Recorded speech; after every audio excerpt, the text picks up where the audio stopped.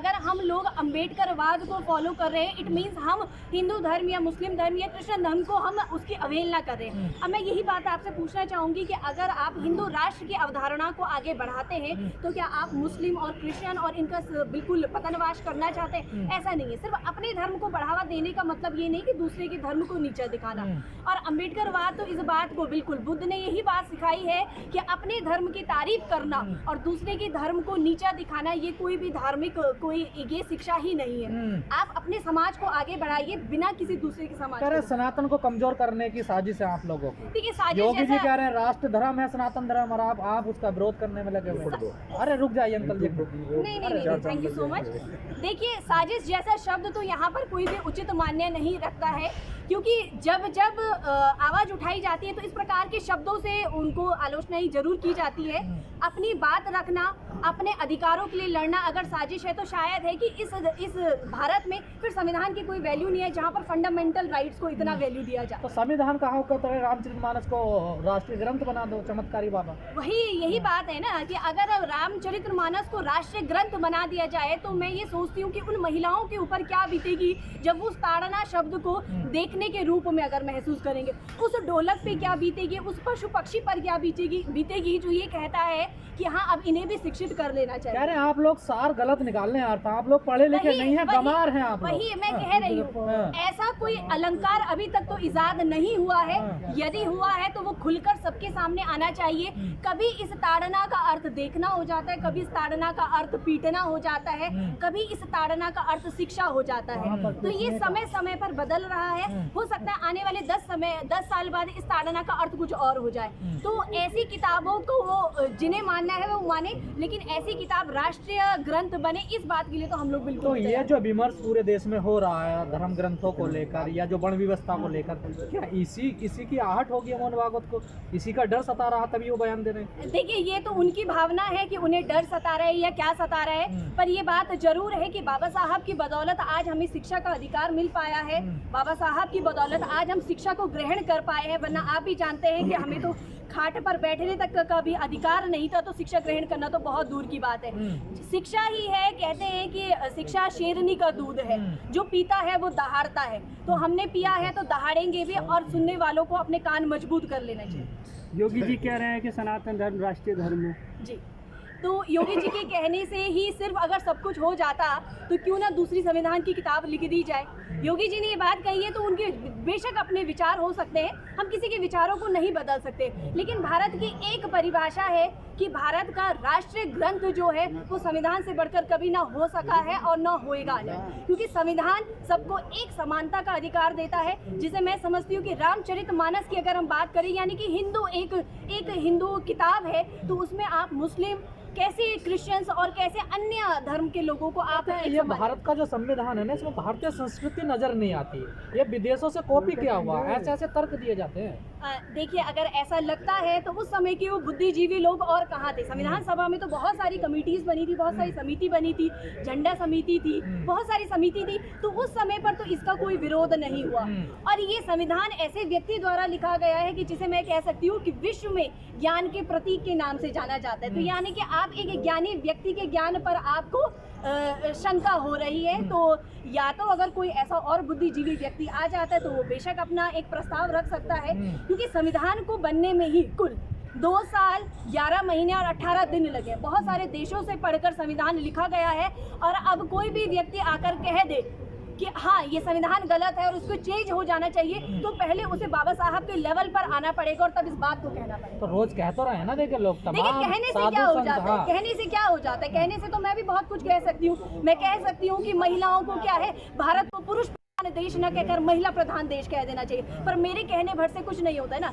जब तक भारतीय संविधान इस भारत में जीवित है तब तक कोई भी दूसरा व्यक्ति नहीं हो सकता कि कुछ भी आकर कुछ भी, हाँ विचार रखने की, कहते हैं ना आर्टिकल नंबर 19 विचार एवं अभिव्यक्ति की स्वतंत्रता। डेफिनेटली योगी जी क्या मैं भी कह सकती हूँ, कोई भी कह सकता है, लेकिन उस बात को बिल्कुल यूनिवर्सल ट्रुथ मान देना, तो ये मेरे पॉइंट ऑफ व्यू। आप लोगों ने एक आंदोलन और देश में छोड़ दिया कि नई संसद भवन का नाम डॉक्टर अम्बेडकर के नाम पर होना चाहिए। बिल्कुल डेफिनेटली। अच्छा, इसमें ऐतराज वाली क्या बात है कि अगर हमने ये बात छेड़ी है तो हम भी इसी भारत छेड़ी नहीं, आप लोग आंदोलन कर रहे हैं। देखिए आंदोलन जैसा तो अभी तक नौबत नहीं आई है, लेकिन अगर हमारी मांग नहीं मानी गई तो बिल्कुल आंदोलन भी किया जाएगा। और हमारी मांग कोई गलत मांग नहीं है, बहुत जायज़ मांग है।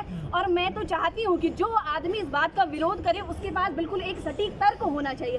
ये नहीं कि आपने कह दिया ये नहीं होना चाहिए, तो ये नहीं के पीछे कारण, और हमारे पास लाखों और करोड़ों कारण है कि बाबा साहब के नाम पर क्यों होना चाहिए। जो रात के अंधेरे में बाबा साहब की मूर्तियां तोड़ जाते हो, क्या वो नई संसद का नाम रख पाएंगे?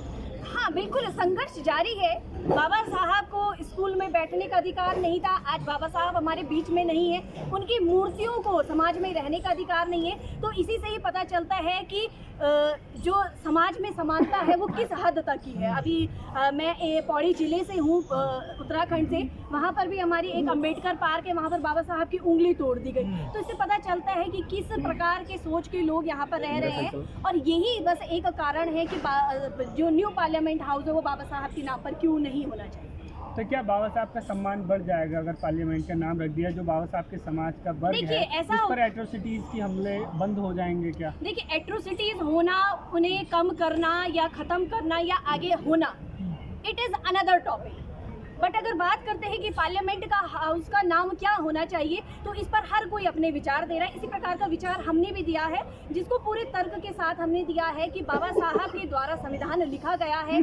पूरा जो पार्लियामेंट है उसकी नींव ही संविधान पर टिकी हुई है। आर्टिकल नंबर 52 ये बताता है कि भारत का राष्ट्रपति का विवरण देता है, यानी कि जो भारत का सर्वोच्च नागरिक है।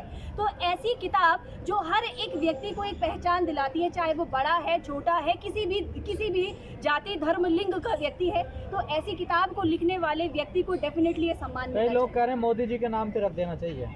तो बिल्कुल, भारत में आप रह रहे हैं तो आप बिल्कुल इस बात को कह सकते हैं, इसमें कोई दोहराई नहीं है। लेकिन जैसे देश को महापुरुष मिले हैं ना, देखिए सदियों में ऐसे प्रधानमंत्री मिलते हैं देश। देखिए, महापुरुष के लिए तो अभी थोड़ा उनको साबित करना काफी संघर्ष उन्हें भी करना पड़ेगा। जिस राज्य से मैं आई हूँ, उत्तराखंड, कभी आप उधर भी आइए, शूट कीजिए, वहाँ के जितने भी युवा बेरोजगार हैं सड़कों पर आ चुके हैं, सिर्फ इस वजह से कि जिन योगी जी की आप बात करें, जिन मोदी जी की आप बात करें, हमारे यहाँ भी धामी जी हैं, उनकी आप बात कर रहे हैं, तो हमारे यहाँ जो भी परीक्षा होती है वो हर 5 और 6 साल में होती है, क्योंकि वो बिल्कुल पैरेलल होती है चुनाव के, कि चुनाव होगा तो परीक्षाएं होंगी। तो महापुरुष ऐसे काम नहीं कर। महापुरुष वो है कि जो हर दूसरे साल में विज्ञप्ति निकाले। महापुरुष वो है जो हर दूसरे साल विज्ञप्ति निकाल रहा है, तो उसकी निष्पक्ष जांच करवाए, उसका निष्पक्ष रिजल्ट निकाले, टाइम टू टाइम सचिए। ये कोई महापुरुष के लक्षण नहीं है। महापुरुष अगर आप ये समझते हैं कि आप भगवाधारी हैं, किसी भी प्रकार का वस्त्र आपने धारण किया है, आप अच्छा बोल लेते हैं, तो ये कोई बात नहीं। कहा जा रहा है आप लोगों को पैसा मिलता है विरोध करने का, हिंदुओं का, हिंदू देवी देवताओं का। देखिए पैसा बड़ी फंडिंग हो रही है आप लोगों को।